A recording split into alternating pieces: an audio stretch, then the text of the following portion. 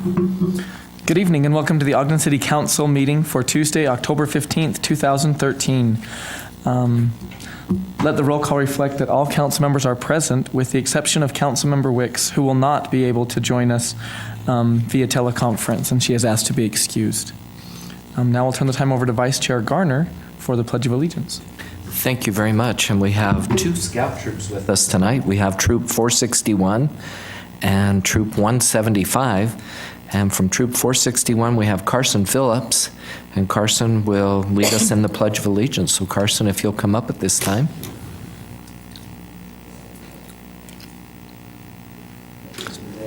Close your eyes and repeat the Pledge of Allegiance after me. I pledge allegiance to the flag of the United States of America and to the republic for which it stands, one nation, under God, indivisible, with liberty and justice for all. Carson, hang out there for just a moment. Carson.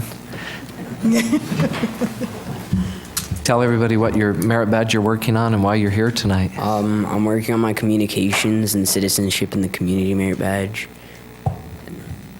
Thanks. I'm here to listen about discussions that the city council has. Thank you. I appreciate your willingness to lead us in the Pledge of Allegiance. And since we have, this opportunity to have Troop 175, let's have each of you guys come up and just say your name and what merit badge you're working on.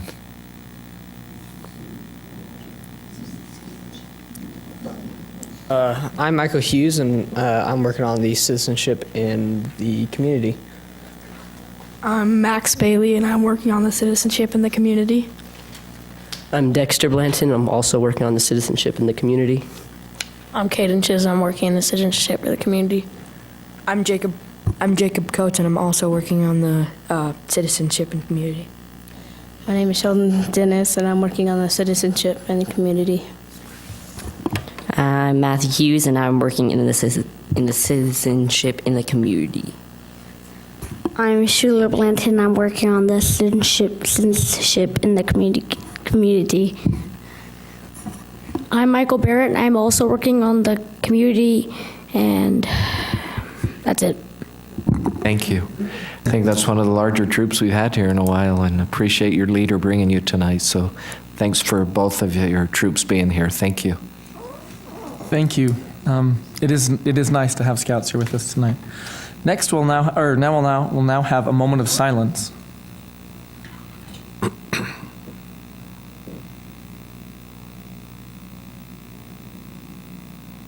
Thank you. First up is the Ogden City Arts Committee under common consent. We'll take a motion. Chair Blair, I'll make a motion that we adopt the consideration of the reappointments for the Ogden City Arts Committee. I'll second it. We have a motion from Vice Chair Garner to adopt the items under common consent and a second from Council Member Van Hoosier. This is a voice vote. All in favor? Aye. Any opposed? That passes. Next up is approval of minutes. First, the minutes of the regular meeting of March 26th, 2013. Councilmember Heyer. Chair Blair, I've reviewed those minutes and found them to be accurate to the best of my recollection. Minutes of the work session of August 6th, 2013. The regular and closed session meetings of September 3rd, 2013. Councilmember Stevens. Yes, Mr. Chair, they're correct. Minutes of the closed session of June 25th, 2013, the special meeting of July 9th, 2013, the work session of August 20th, 2013, and the Board of Canvass meeting of August 27th, 2013. Councilmember Van Hoosier. Chair Blair, I've reviewed these minutes and they're correct. And last, the minutes of the regular meeting of August 20th, 2013. Councilmember Gochner. I've reviewed these minutes and found them to be accurate, and will make a motion to adopt all the minutes. Second it. We have a motion to adopt the minutes from Councilmember Gochner and a second from Councilmember Van Hoosier. This is a voice vote. All in favor? Aye. Any opposed? That passes. Next up is reports from administration.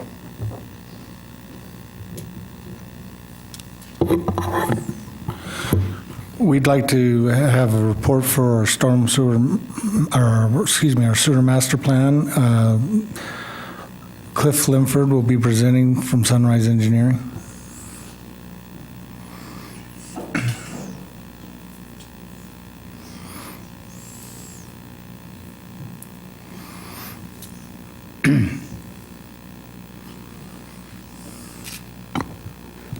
Chair Blair, members of the council, Mayor Caldwell, Mr. Louder, we are very appreciative for your time tonight, for the opportunity to address the long-awaited sewer master plan. We've been working with Sunrise Engineering and Mr. Cliff Linford for some time to make sure that we got this right. And so with no further ado, Mr. Cliff, you're up. Thank you.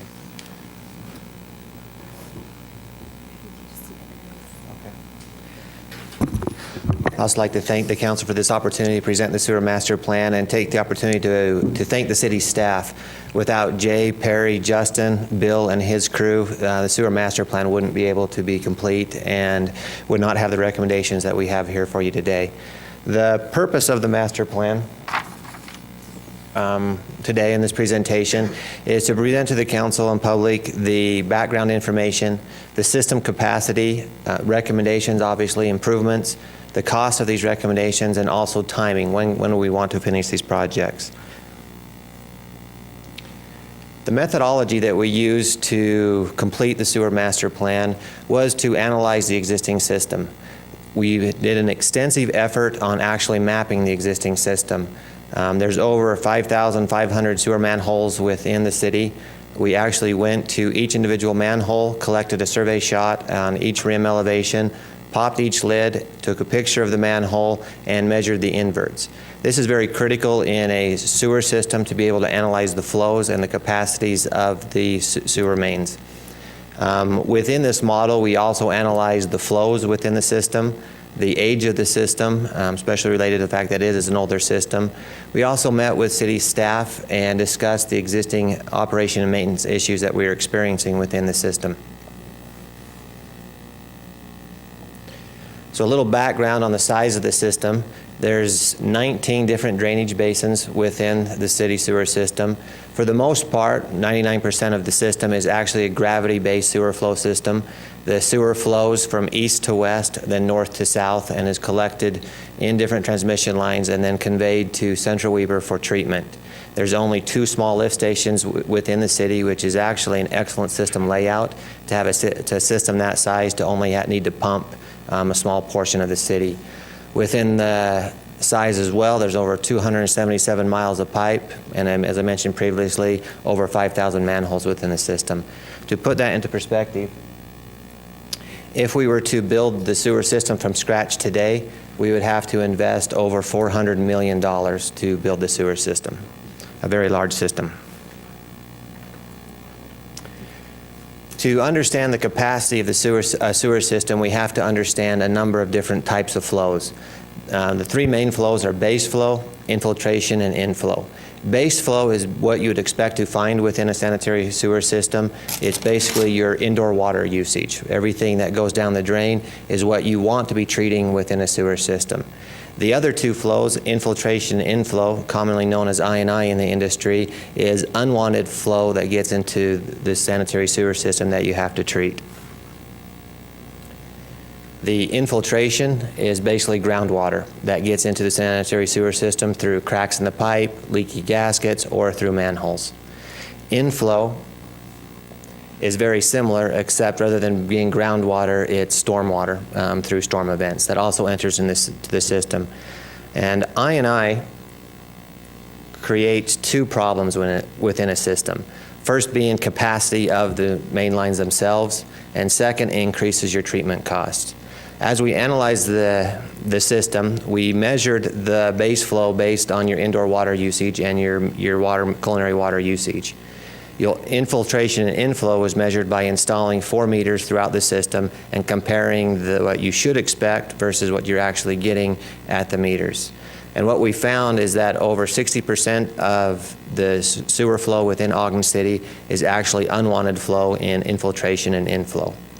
This was actually not a surprise based on the age of the system. Typically back in the 50s and the 40s, they weren't trying to make the systems watertight, and they were actually using the infiltration and inflow to help treat the sanitary sewer. So while this is, I guess, a large issue, it was to be expected with a system of your age. Leading right into the age of the system, currently over 60% of the system is over 60 years old, and within the study period of 40 years, that same 60% of the system will exceed the 100-year life expectancy of the pipe. It is something to be very aware of as the system ages, that we'll need to be spending our money rehabilitating the system, replacing pipelines as needed. As we analyze the system through the sanitary sewer model that was created through the mapping, we prioritized the issues into categories. The first category was dealing with the infiltration and inflow, and better able to identify where it's coming from in order to verify whether we have a capacity issue or not, or is it something that we can correct by just correcting the infiltration and inflow. And that's actually a study. The second priority category was the weekly maintenance projects.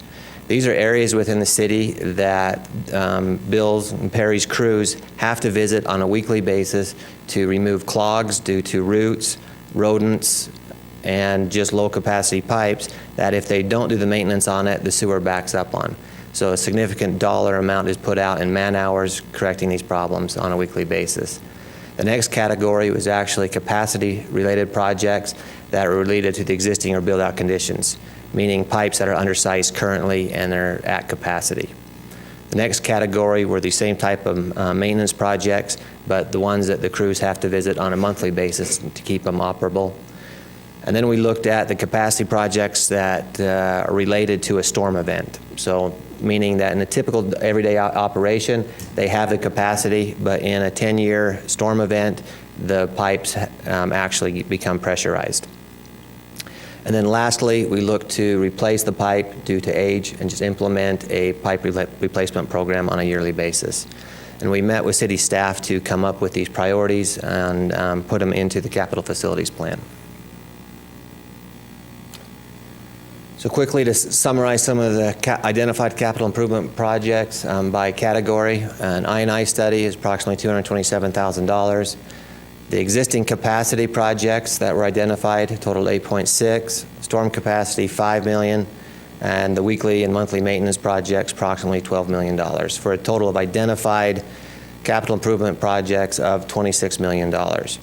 What this does not take into account is the age-related projects, just replacing pipeline due to failures due to age. But the identified projects are the $26 million. We then analyzed the existing rate study and to look to see what funds were available. We followed this study in putting together our recommendations on the 5, 10, and 15-year plans in order not to raise rates with a sewer master plan and be able to tackle these projects with the current rate structure.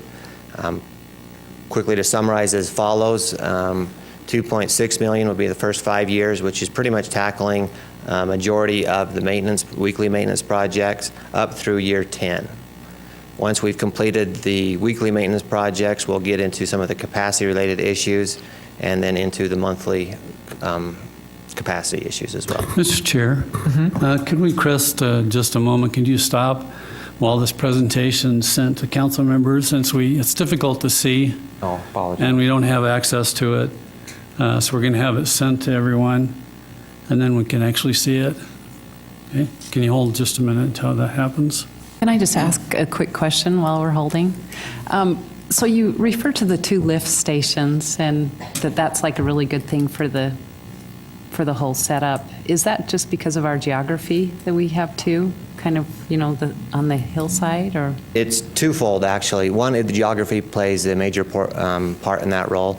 The other is how Central Weber system is set up to treat it. There's some major transmission lines that come through the city that we're able to tie into so that we don't have to centralize our sewer flows to one location to pump from.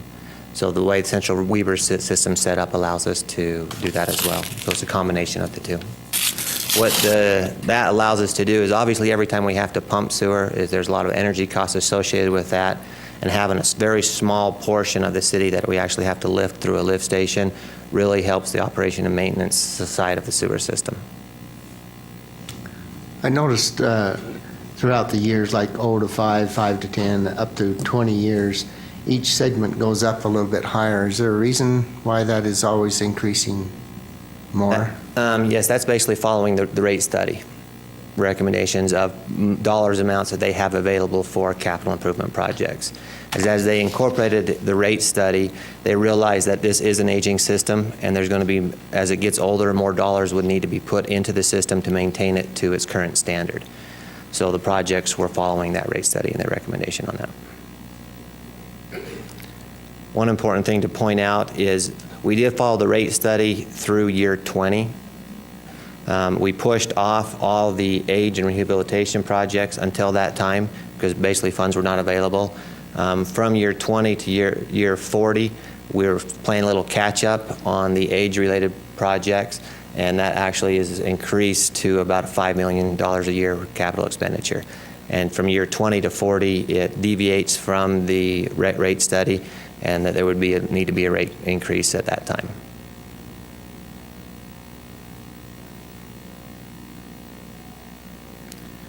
With the fact it was difficult to see, was there any slides that you would like me to go back to, Bill? I have to ask council members if they have that. I'm having a problem downloading it. Opening it, yeah. Yeah, can't be downloaded.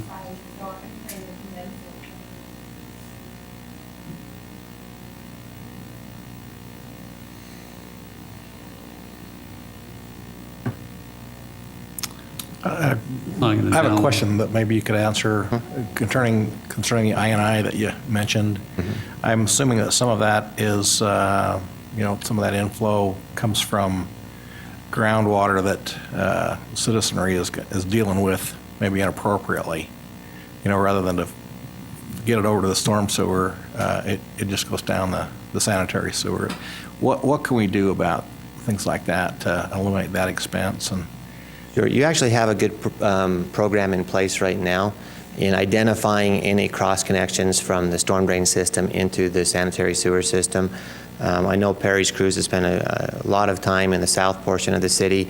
What they do is they basically smoke the system, and when their smoke comes out, you can identify whether it's coming in through just the sanitary sewer system, or does the smoke come through and it to actually get into roof drains and those type of cross connections.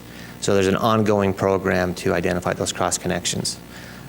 Also, as we do the I&I study as part of the capital improvement projects, we'll be able to monitor the flows through measuring devices, see which portions of the city have the majority of the I&I issues, and then we're going to follow through and camera a lot of the existing sewer mains to identify exactly where the infiltration and inflow is coming from. I'm sure the improvements that we've made out at the Central Weber Sewer District plant has also helped our system out considerably, because there was quite an investment out there to There is, and water. the treatment side of the sewer system was out of the scope of work of this master plan, because Central Weber, it does treat your sewer. But basically, they've had to, because of the I&I throughout all the districts, not just Ogden City, they've had to expand their capability to treat it. So the investment that the city made with Central Weber was in order to treat your system. The cost savings that will come to the city as we reduce our I&I is the fact that Central Weber will be able to reduce their annual budgets, and that cost savings would then be reflected back to Ogden City. Does everyone have access? Downloading, so yeah.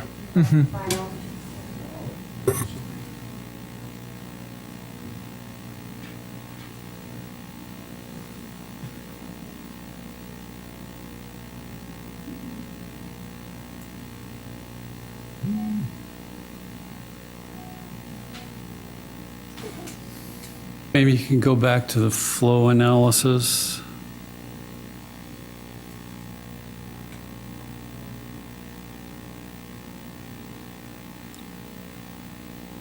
Is that okay? Is everyone there? Thank you. And I'll quickly kind of run through some of these slides quickly now that the council members can see what we're looking at. This slide basically indicates the percentage of the system that actually is infiltration and inflow. about basically 64% of your sewer flows is unwanted flow and infiltration and inflow, and 36% is base flow, the sewer that we actually want to treat. And this slide indicates the percentage of the system that's over 60 years old currently and will be exceeding 100 years at the end of the study period, and the different categories and ages of the different pipes.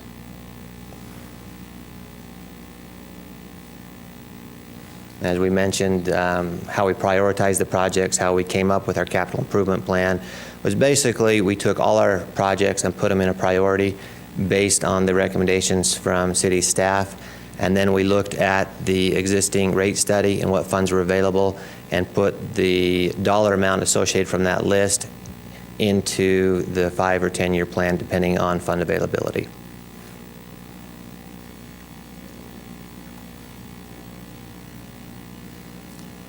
And this shows where those those projects came in and where they fell and whether they were a 5-year, 10-year plan. The important thing to note on this was based on fund availability. If more funds became available, it would be recommended to proceed with the projects on the list, because as everybody's aware, construction costs are definitely not going down. We've had a good run the last 5 years of pretty much our construction costs holding steady. But as we come out of the recession, those costs will go up. Prior to the recession, construction costs were increasing anywhere from 10 to 30% per year. So as much money as we can put into the infrastructure in today's dollars will be well ahead for the future.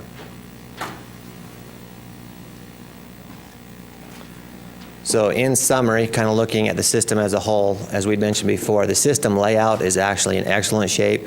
Only 2 lift stations within the entire sanitary sewer system. The system capacity, even though we have a lot of I&I issues, because we have good topography and we have good capacity with slope through the lines, even with the majority of the flow being I&I, 97% of the system meets the system requirements today. As we mentioned before, infiltration inflow is poor, but to be expected with the age of the system. The system maintenance that's required would be classified as fair. Your crews are spending quite a bit of time keeping the mains open so they don't back charge and don't pressurize.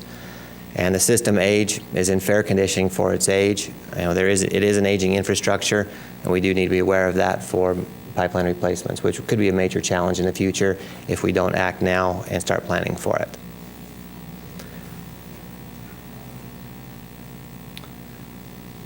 And now I'm ready to fill any questions that you may have or anything that we need to discuss in more detail.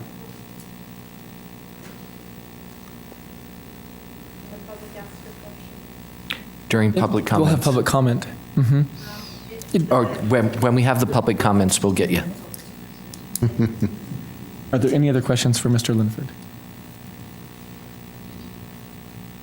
Okay, thank you. Thank you.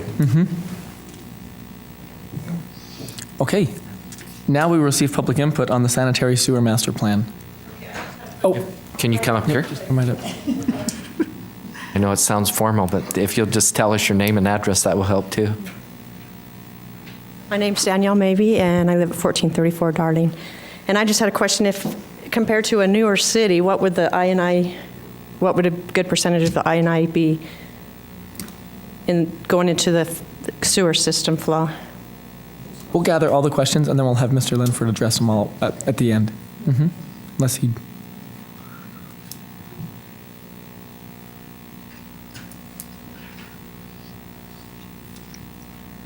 Okay, any other input from the public on the sanitary sewer master plan? No? Please come up. Hi, my name's Pamela Horan. I just have a question. The repairs of the system, I saw a show to where back east they're doing this plastic insert. Is that feasible out here? Okay. Yep. We do too. Yep. And we'll talk about that when Mr. Linford comes up. Seeing no other public input, Mr. Linford, do you want to address those?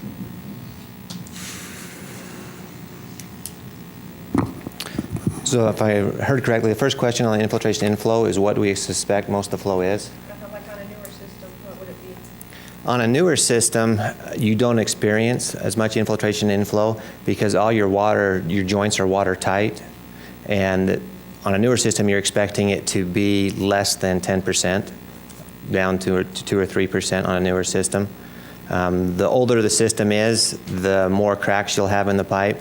And also the construction methods in earlier times, they were not trying to prevent the infiltration inflow to penetrate. So the manhole covers, like if you redid the system, it wouldn't go through the manhole covers either? That's correct.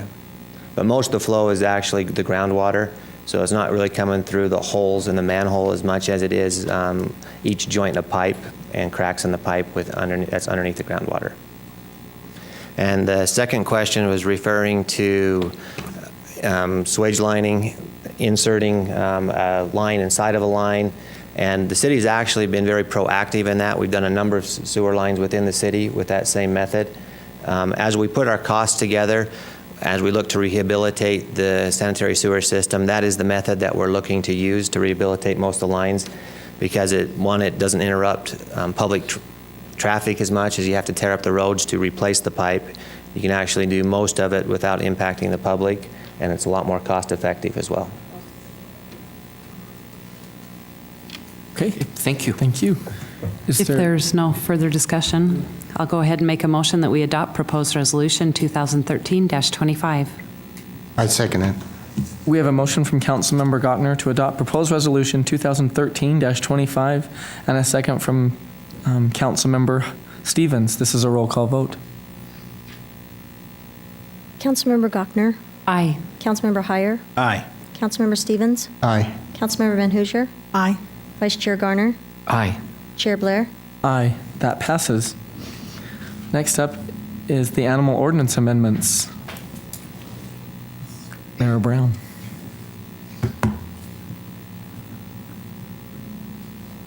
Okay, thank you, Chair Blair, members of the council. This ordinance has received several thorough reviewing in some work sessions, and so I'm not going to go over all of the changes. I would like to point out that the majority of the changes do respond to a change in the location of animal services from public services to now the police department. And so as you go through the ordinance, I think probably 80% of the changes in there respond to that. So I would like to just point out some of the other changes, just highlight that for you this evening. Some of the changes that we're proposing are made to encourage licensing of animals. We are proposing that there be a 3-year license, and this coincides with the availability of a 3-year rabies tag. So people can actually have a lifetime license for an animal, and the way it currently, the licensing structure currently is that you still need to go back annually and get a new tag. So this not only allows somebody to obtain a 3-year license, but actually if you have a lifetime license, then you would go back 3 years at a time to get that new tag. So it's really adds a significant level of convenience for the public for licensing.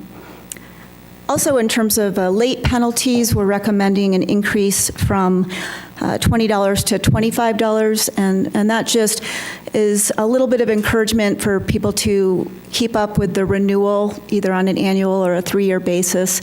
That can be waived if the individual is contacted by the city and they come in and try to get that license taken care of right away. Some of the fee proposals I wanted to highlight. This ordinance also encourages having animals altered. So there's a fee increase for unaltered dogs from $30 to $50, and for unaltered cats from $20 to $35. The fees for altered animals stay the same, and those are fairly low. For an altered dog, that remains the same. It's $10. For an altered cat, it's $5. So there's a fairly big differential there in fees, but we're really hoping that encourages, again, the altering of animals. There's also a couple other increases I wanted to point out.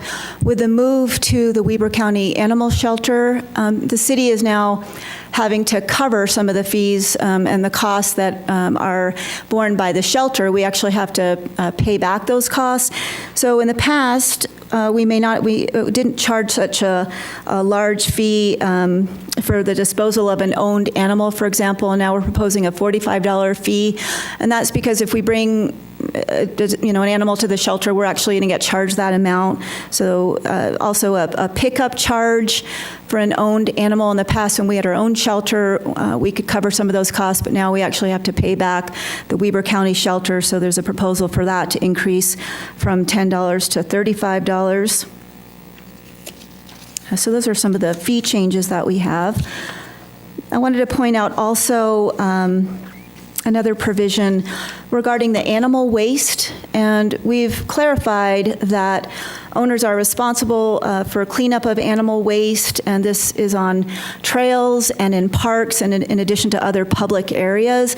And this ordinance would require that an owner carry a bag for the purposes of disposal. And it also specifies that a violation of that section is an infraction, and it refers back to part of the city code that discusses infractions, and that the maximum fine for an infraction is $500. So those are the highlights. Are there any questions about any specific changes? Or maybe you can touch on also our Humane Society change that we put in. Sure, that's another good change. As you know, we do have an agreement with the Weber County Animal Shelter, and dogs and animals that are surrendered by an owner typically will go to the animal shelter. But we have a provision in there, if we can work it out with the animal shelter and if it's consistent with our agreement, that Animal Services can take a surrendered owned animal to a rescue organization, for example. So this ordinance opens up that possibility that we could do that directly. I think the main object that we have of this ordinance is to encourage our citizens to take care of their animals. We do have the fees and the penalties there, but the main purpose is to make sure that you don't have to fall into those categories and take care of the pets or the animals that you do have. That's right. We're also requiring, hopefully, if possible, people have an email address. We'd like to get that at the time of licensing so we can increase the communication with the city and pet owners. That will also help with relicensing and any other communications that would go out to animal owners. Any further questions or comments? I think we had some real concerns, about the care of the animals at the Weber Animal Shelter. And after having the officer here and discussing what's happening to these animals, it's made us all feel much better, I think, about what they do to save animals and to help families keep their animals, even if they don't have food. They can provide that for a while for families that need, care for their dogs. So I was very encouraged and pleased to see how this has worked out. That's great. Yeah, we do have an excellent working relationship with the shelter.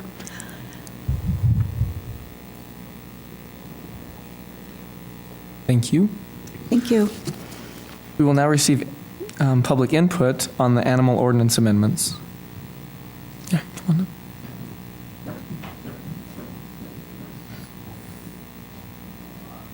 I was just wondering what the minimum fine for the infraction would be.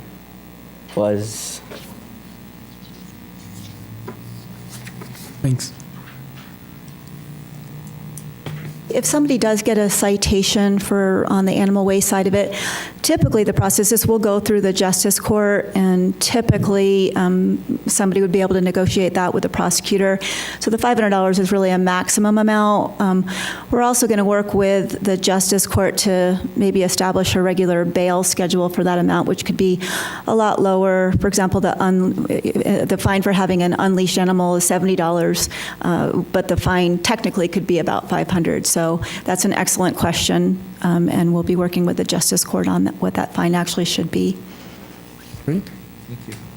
Could they work through community service, Mayor, on that? Could they work through community service with that fine if possible?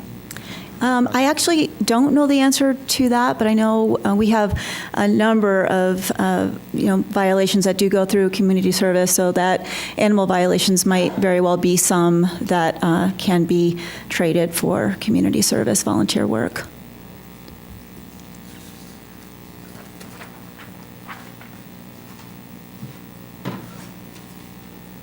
If there's no further discussion, I'll go ahead and make a motion that we adopt proposed ordinance 2013-44.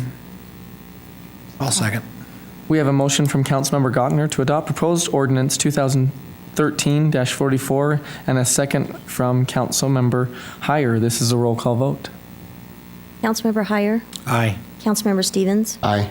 Councilmember Van Hoosier. Aye. Councilmember Gochner. Aye. Vice Chair Garner. Aye. Chair Blair. Aye, that passes. Next up is public comments. This is an opportunity to address the council regarding your concerns or ideas. Please state your name and address for the record and limit your comments to 3 minutes.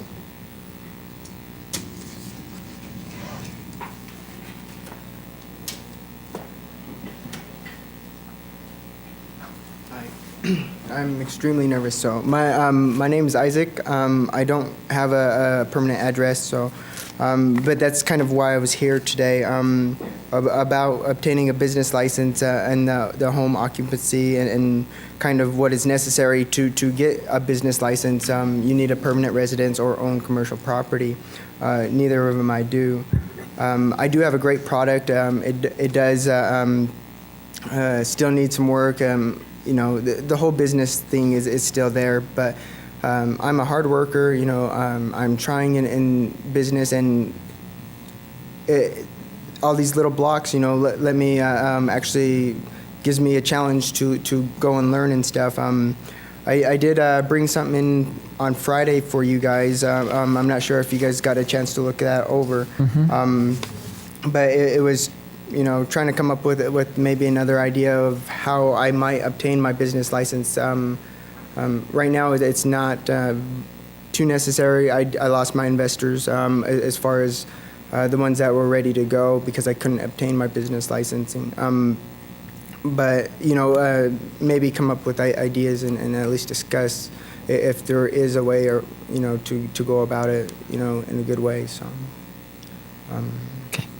We'll take that into, council, and then we'll have you work with some members of the administration. Back with you. Thank you.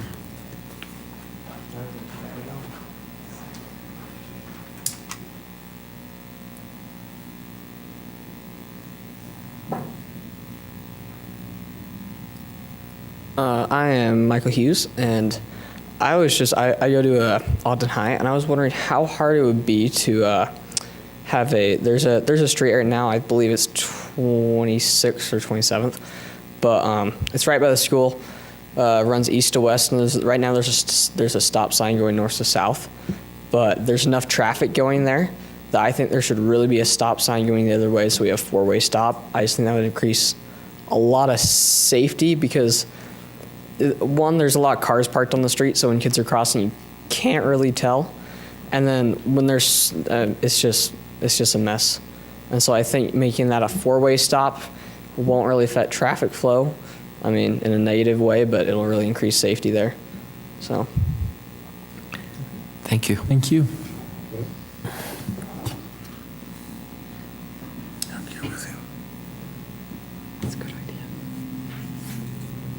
I just want to elaborate on what he was saying. I think, is it Binford that you're talking about? It's the street just north of Ogden High and Tyler.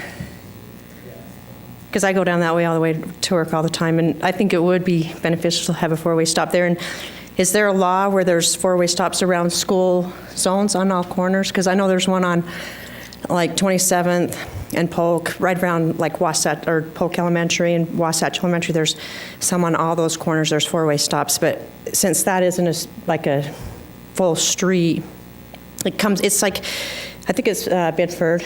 Do you know where it is, Caitlin? I think he's talking about 28th. I thought it was 28th. Is it 28th? 28th has a four-way stop already. Yeah. It's the next one north. Right by the seminary building? Yeah. Okay. Okay. I know the next one over too is a really bad one too, but you're talking about the seminary building? Okay.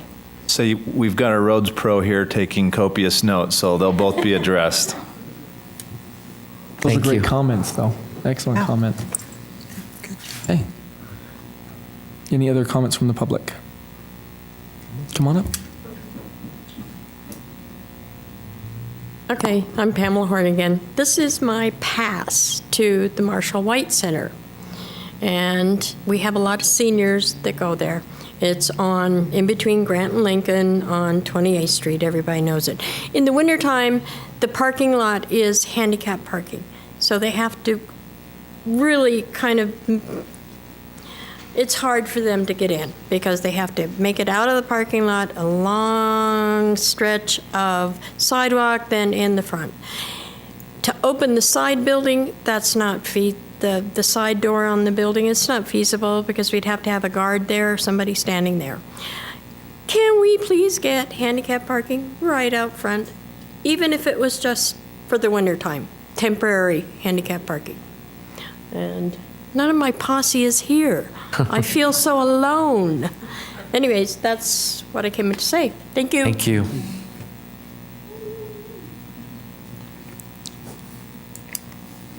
Okay. Comments from the mayor? Nothing at this time, thank you. And comments from other council members? I just have to make one quick comment. Both the ordinances we passed tonight, hooray.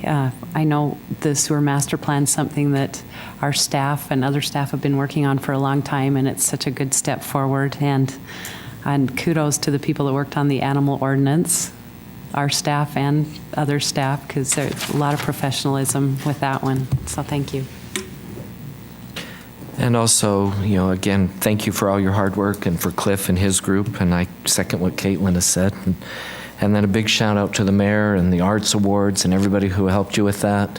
It was really a great opportunity to recognize those in our community who are doing great things, and appreciate all that you did with that.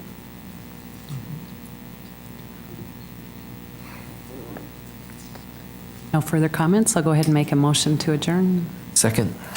We have a motion to adjourn from Councilmember Gochner and a second from Vice Chair Garner. This is a voice vote. All in favor? Aye. Just as a reminder, City Council work session will be held following this meeting. The purpose of the work session is to have council mayor discussion and to discuss the crime reduction unit report and other council business. Thank you all for being here. That's right.